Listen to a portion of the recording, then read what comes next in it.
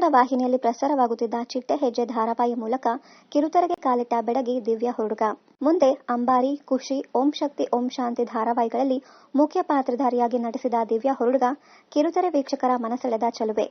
ತದನಂತರ ಬೆಳ್ಳಿತೆರೆಗೆ ಹಾರಿದ ಈಕೆ ಅಲ್ಲೂ ಕೂಡ ತಮ್ಮ ನಟನೆಯ ಮೂಲಕ ಗುರುತಿಸಿಕೊಂಡಿದ್ದಾರೆ. ಮುಂದೆ ಕನ್ನಡ ಕಿರುತೆರೆಯ ಜನಪ್ರಿಯ reality show big boss season 8ರ ಸ್ಪರ್ಧಿಯಾಗಿ ಕಾಣಿಸಿಕೊಂಡ ಈಕೆ ಅಲ್ಲೂ ಕೂಡ ಸಖತ್ ಸದ್ದು ಮಾಡಿದ್ದರು. ಕೇವಲ ದಿವ್ಯಾ ಹುಡುಗ ಮಾತ್ರವಲ್ಲದೆ ಅರವಿಂದ್ ಕೆಪಿ ಅವರ ಜೋಡಿಯು ತುಂಬಾ ಮೋಡಿ ಮಾಡಿತ್ತು. ಪದವಿ ಪೂರ್ವ, ಅರ್ಧಂಬರ್ಧ ಪ್ರೇಮಕಥೆ ಸಿನಿಮಾಗಳಲ್ಲಿ ಅಭಿನಯಿಸಿರುವ ದಿವ್ಯಾ ಹುಡುಗ ಇದೀಗ ನಿನಗಾಗಿ ಧಾರಾವಾಹಿ ಮೂಲಕ ಮತ್ತೆ ಕಿರುತೆರೆಗೆ ಮರಳುತ್ತಿರುವ ವಿಚಾರ ಎಲ್ಲರಿಗೂ ತಿಳಿದಿದೆ. ನಿನಗಾಗಿ ಧಾರಾವಾಹಿಯಲ್ಲಿ ಸೆಲೆಬ್ರಿಟಿ ರಚನಾ ಪಾತ್ರದಲ್ಲಿ ನಟಿ ದಿವ್ಯಾ ಹುಡುಗ ನಟಿಸಲಿದ್ದಾರೆ. ಅಂದಹಾಗೆ ಸಣ್ಣ ಗ್ಯಾಪ್ನ ನಂತರ ಮತ್ತೆ ಕಿರುತೆರೆಯತ್ತ ಮರಳುತ್ತಿರುವುದಕ್ಕೆ ಉತ್ಸಾಹದಿಂದಿರುವ ನಟಿ ದಿವ್ಯಾ ಹುಡುಗ ಈ ಬಗ್ಗೆ ಖಾಸಗಿ ವಾಹಿನಿ ಸಂದರ್ಶನದಲ್ಲಿ ಮನಬಿಚ್ಚಿ ಮಾತನಾಡಿದ್ದಾರೆ. ನಾನು ಕಿರುತೆರೆ ಮೂಲಕವೇ ನಟನಾ ರಂಗಕ್ಕೆ ಕಾಲಿಟ್ಟವಳು.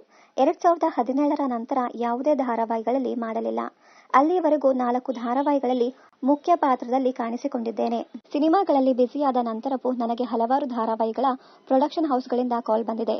ಧಾರಾವಾಹಿಗಳಿಗೆ ಒಪ್ಪಿಕೊಂಡು ಸಿನಿಮಾಗೆ ತೊಂದರೆ ಆಗಬಾರದು ಎಂಬ ಕಾರಣಕ್ಕೆ ಎಲ್ಲ ಆಫರ್ಗಳನ್ನ ರಿಜೆಕ್ಟ್ ಮಾಡಿದೆ. ಆದರೂ ನನ್ನ ಮೇಲಿನ ಪ್ರೀತಿ ಹಾಗೂ ಅಭಿಮಾನಕ್ಕೆ ಧಾರಾವಾಹಿಗಳಿಂದ ಕರೆಗಳು ಬರುತ್ತಲೇ ಇದ್ದವು. ಈ ವಿಚಾರವಾಗಿ ನಾನು ಕಿರುತೆರೆಗೆ ಸದಾ ಋಣಿ ಎಂದು ಸಂದರ್ಶನದಲ್ಲಿ ಮಾತನಾಡುವಾಗ ನಟಿ ದಿವ್ಯಾ ಹುಡುಗ ಹೇಳಿಕೊಂಡಿದ್ದಾರೆ. ಮೊದಲೆಲ್ಲ ಧಾರಾವಾಹಿಗಳಲ್ಲಿ ನಟಿಸುತ್ತಿರುವವರಿಗೆ ಸಿನಿಮಾಗಳಲ್ಲಿ ಅವಕಾಶ ಕಮ್ಮಿಯಾಗುತ್ತಿತ್ತು ಅಥವಾ ಸಿನಿಮಾಗಳಿಗೆ ಕಾಲಿಟ್ಟ ಮೇಲೆ ಮತ್ತೆ ಧಾರಾವಾಹಿಗೆ ಮರಳುವುದು ತೀರಾ ಕಡಿಮೆ. ಆದರೆ ಈಗ ಹಾಗಲ್ಲ. ಸೋಷಿಯಲ್ ಮೀಡಿಯಾ ಸೇರಿದಂತೆ ನಮ್ಮನ್ನ ನಾವು ಗುರುತಿಸಿಕೊಳ್ಳುವುದಕ್ಕೆ ಹಲವಾರು ವೇದಿಕೆಗಳಿರುವುದರಿಂದ ಜನರು ತುಂಬಾ ಓಪನ್ ಮೈಂಡೆಡ್ ಆಗಿದ್ದಾರೆ ಎಂದು ಹೇಳಿಕೊಂಡಿದ್ದಾರೆ ನಟಿ ದಿವ್ಯಾ ಹುಡುಗ. ಜನರು ಸಿನಿಮಾ, ಧಾರಾವಾಹಿ ಎಂದು ಹೆಚ್ಚಿನ ತಮ್ಮ ಪ್ರೀತಿ ಕೊಡುತ್ತಿದ್ದಾರೆ.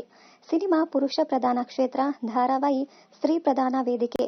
ಈ ಎರಡರಲ್ಲಿಯೂ ಭಾಗವಹಿಸಿ ಜನ ಮೆಚ್ಚುಗೆ ಹಾಗೂ ಪ್ರೀತಿ ಗಳಿಸಿರುವುದಕ್ಕೆ ನನಗೆ ಸಂತೋಷವಿದೆ ಎಂದಿದ್ದಾರೆ ನಟಿ ದಿವ್ಯಾ ಹುಡುಗ. ಇನ್ನು ನಿನಗಾಗಿ ಧಾರಾವಾಹಿ ಪ್ರೊಮೋ ಕೂಡ ಈಗಾಗಲೇ ರಿಲೀಸ್ ಆಗಿದೆ. ಬರೋಬ್ಬರಿ 8 ವರ್ಷಗಳ ಗ್ಯಾಪ್ನ ನಂತರ ಮತ್ತೆ ನೆಚ್ಚಿನ ನಟಿಯನ್ನ ಕಿರುತೆರೆಯಲ್ಲಿ ನೋಡುತ್ತಿರುವುದಕ್ಕೆ ಕಿರುತೆರೆ ವೀಕ್ಷಕರು ಕೂಡ ಕಾತರದಿಂದ ಕಾಯುತ್ತಿದ್ದಾರೆ. ಅಂದಹಾಗೆ ಧಾರಾವಾಹಿ ಯಾವ ಸಮಯದಲ್ಲಿ ಪ್ರಸಾರವಾಗಲಿದೆ ಎಂಬ ಮಾಹಿತಿ ಮುಂದಿನ ದಿನಗಳಲ್ಲಿ ತಿಳಿಯಬೇಕಿದೆ. ಇನ್ನಷ್ಟು ಕನ್ನಡ ಧಾರಾವಾಹಿ, ಸಿನಿಮಾ ಹಾಗೂ ಇನ್ನಿತರ ನ್ಯೂಸ್ ಅಪ್ಡೇಟ್ಸ್ಗಾಗಿ ಚಾನೆಲ್ ಅನ್ನ ಸಬ್ಸ್ಕ್ರೈಬ್ ಮಾಡಿ. Thank you.